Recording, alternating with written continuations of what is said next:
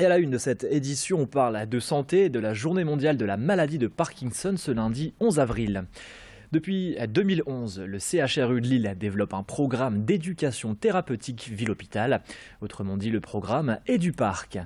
C'est un projet qui est unique en France et qui permet une prise en charge optimisée pour les patients de la région, grâce notamment au centre expert créé en 2012. L'objectif affiché est de permettre aux patients de mieux comprendre les différents symptômes de la maladie, les traitements, mais également le suivi. Avec une équipe pluridisciplinaire justement, composée de neurologues, infirmiers, psychologues, kinésithérapeutes ou encore nutritionnistes. Et puis pour les chiffres, sachez que la maladie de Parkinson touche chaque année entre 150 et 200 000 personnes en France. C'est toutefois la deuxième maladie la plus fréquente.